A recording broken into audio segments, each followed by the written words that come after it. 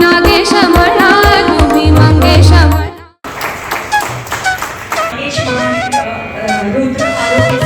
Best wishes on behalf of the others. So,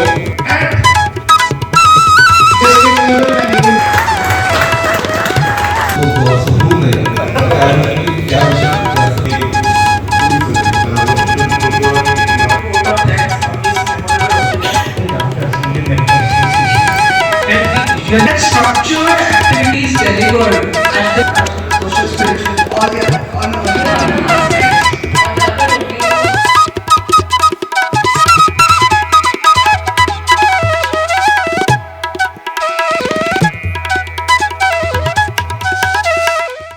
Next we have Dr. Nidhi Agni. She is an occupational therapy physician and she's going to talk about living life to its fullest. Let me introduce myself. My name is Nidhi Agni.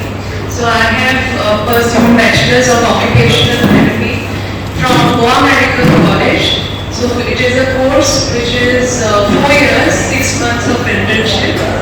Then I have also pursued my post-graduation studies in neurosciences, and it is again a 2 years course I have pursued from SRM College of Occupational Therapy. So you all must be wondering what is occupational therapy. So let me just brief on what occupational therapy is all about.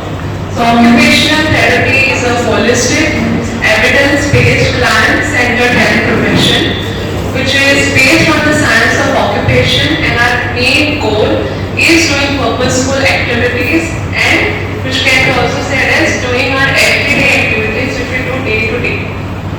So we achieve this outcome again through assessments.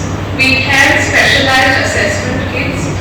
Then we diagnose, we educate our clients, caregivers and also families of the patients. Again we serve any age groups whose functions are again impacted by physical, psychosocial, cognitive, emotional or developmental disorders or the aging processes which affects their quality of life.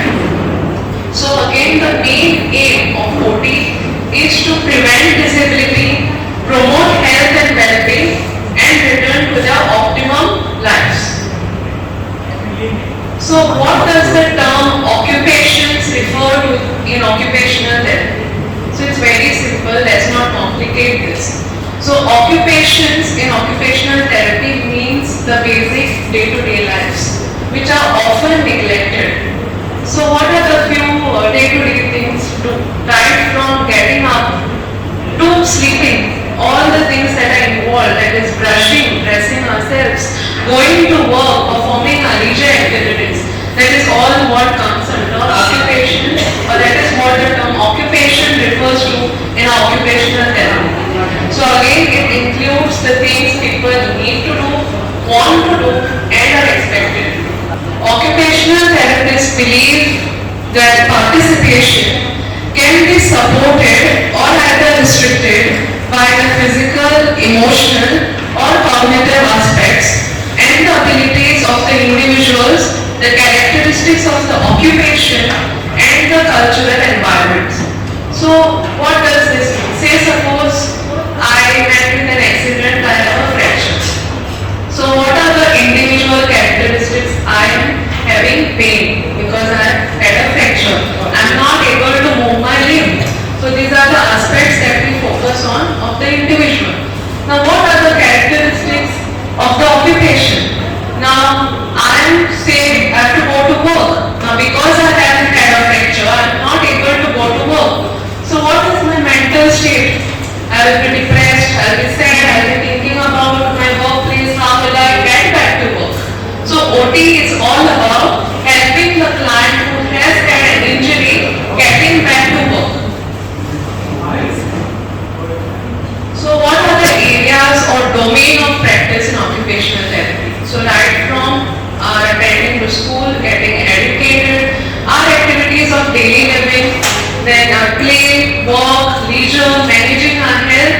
This is what all the areas we see, including sleep and rest. Most importantly, sleep and rest.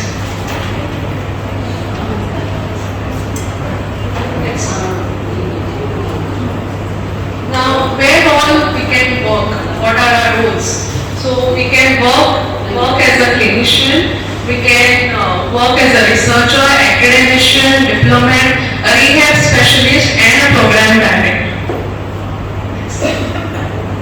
Now again the areas of work. So we can work in a geriatric health setup, we can work in home health agencies, we can work in a school, we can work in special schools, we can work in workplace health organizations, mental health settings and rehabilitation setups. So coming to the topic, that is how as an occupational therapist, what is our role in palliative care? So coming to the main domain of what we focus on. So the patient, their family and the caregiver is at the prime focus. And then we relate to the other aspects or the other domains of the person. What are the problems that the person is facing? He is having a lot of fatigue, he is going through breathlessness, he has anxiety, he is going to depression. So this is how we look at the symptoms and try to manage the symptoms. Then psychosocial support, that is how we engage the patient and the family and try to build the relationship. Because sometimes what happens is that the caregiver also goes to mental fatigue. Serving the patient and dealing with his problems, the caregiver also goes to his own mental anxieties and depression. So that is how we work on psychosocial care. Then comes spiritual support, identifying the values and the spiritual strength and support of the client, assessing the components of his qualities of life. What is his view of what is quality? Each one has a different way of quality of life, right? Now for me, say suppose dressing up may be my way of looking at myself, but for another person, being able to serve, being able to do even work as gardening, being able to go from home to his workplace through car by driving himself, that is what we perceive as quality of life. But for another person, maybe taking train or maybe taking a bus, that is something very normal. So that is how we all perceive our own quality of life. So we have to identify and tap on what is that person's perception about his quality of life and try to give that person the quality that he requires in that particular hospital or a medical setting. Yeah, so the settings for care, again we serve in hospitals, we serve in hospice care facilities, we serve in palliative care centers. Again we provide care and support to the patient and family. We consider the stages of grief that is going through. We provide all the resources and support systems so that we can try and educate the patient and the family about what the condition is, and also we try to explain what the medication is and how we should follow, and what was the importance of engaging in occupation or doing his work by himself. So it is all about providing holistic care, which includes again physical, spiritual, social and the psychological dimensions of personhood. So again palliative care is not only about people dying peacefully, but we see that people also live happily. So it is all about providing holistic approach and also assisting them with managing their symptoms, like which I have already mentioned few, like fatigue, breathlessness, anxiety, how to calm themselves down. We also teach patients relaxation techniques so that they can calm themselves down when they are going through an anxiety attack. So we provide support to the person to remain in the place of care, and again we see what is their choice, where they want to be while they are facing their end of life journey. So we try to make that setup as happy as possible for them. We provide expert assessment of the person's ability to manage safely within their home. So like how ma'am said, installing grab bars, making the environment safe for them so that they are able to walk through the space very freely and they don't have to think about they have a risk of fall. We also have something called as an alarm button so that when the person is nearing fall, the alarm detects and the person and the family and the caretaker is alerted that the person about to fall. So we acknowledge the inevitability of death, the loss of function, and the ongoing drive to be as active as possible. So we help to optimize the individual's function, promote dignity and support. Next. So again, how do we help? Again, home modifications, what are the minor assessments we can do, how we can make the home environment safe for the person to commute in. So equipments, setting up the home environment, equipment prescriptions, occupational performance in the home. Now, what do we mean by occupational performance? We again look at what is the physical aspect of the individual, what is the cognitive level of the person, does he have forgetfulness, does he have vision issues, or does he have speech difficulties. So accordingly set up a home so that he can address his families and caregivers. Again, lymphedema management. So due to the continuous medications or radiation and chemotherapy which is received by the patient, there is a lot of time that the limbs have swelling. In medical terms, it is called a lymphedema. So we do something called as releasing the lymphedema by giving deep pressure. So that is where occupational therapists come into role. Identification of other needs and advocacy. So we also see whether the person needs physiotherapy, whether he needs social workers, whether he needs psychosocial support, whether he needs counseling, going through grief, so grief counseling, bereavement services. So that is other areas where we advocate the patients and caregivers.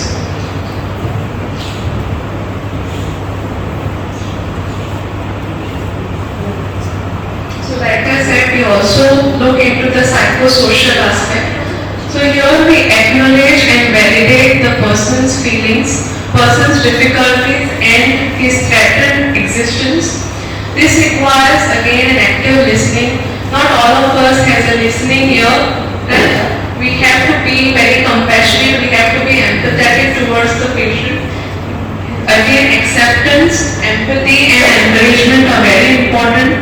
Care for the carers and families are again important. So their feelings need to be validated too.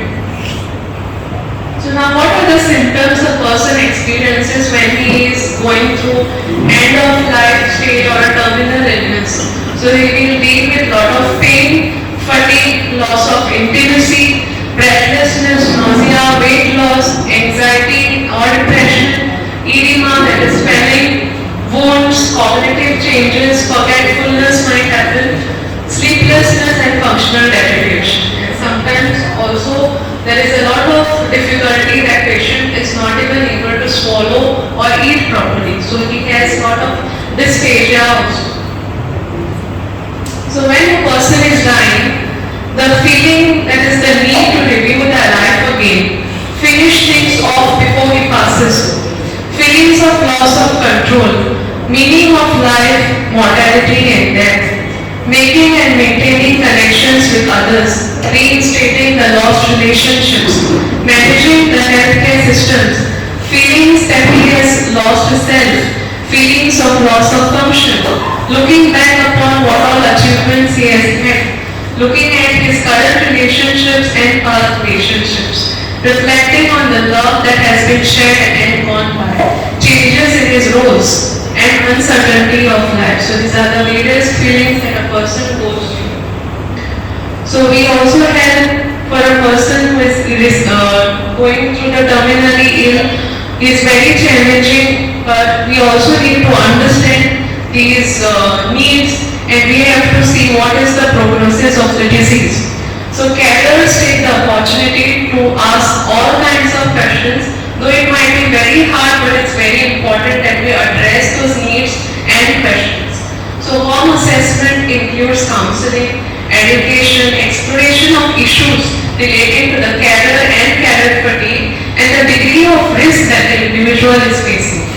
So again, client needs have to be focused and how we really address those needs. So here is the main role. So as an occupational therapist, we help in goal setting. So what are the priorities of the patient? What is the priority of the family?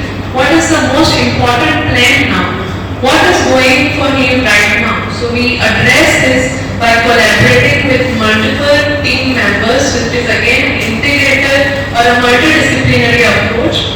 We find the just right balance. We recognize what is the prognosis, where is the patient falling short, and what we can do for him at that particular time, enabling, that is offering support to the patients and carers, and again help them in determining what goals they want, what they feel like doing when they are progressing towards the end of life, and normalize this.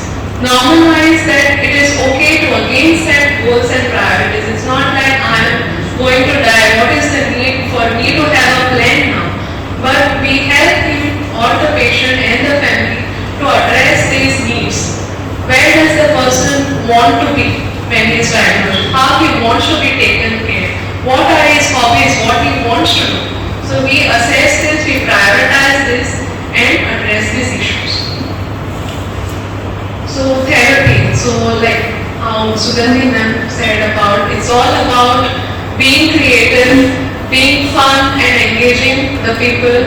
It's all about keeping our neurons active, right? Keeping neurons active, making those connections happen and seeing that the person doesn't lose his function.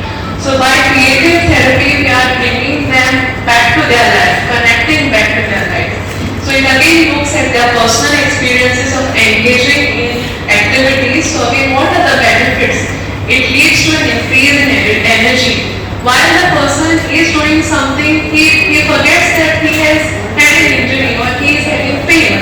So he forgets what he is doing and he is focused on, okay, I have to complete the activity. His focus is diverted. So again, the feelings of restlessness or anxiety are also addressed. And there is an opportunity to express. So in expressive therapy, there is something called as expressive therapy which we do with such clients. So we give them a blank sheet of paper and we ask them to draw a person, to draw a tree, to draw a house, and we see what are their perceptions about their self-identity or what they feel to express, and that is what we address. So again, through occupation, we conceptualize the world, we define ourselves, we connect back to our life, we connect with the spiritual process, we exercise our choice, and we are able to demonstrate our individuality. That's all about it. So occupational therapy helps people with all ages develop the skills they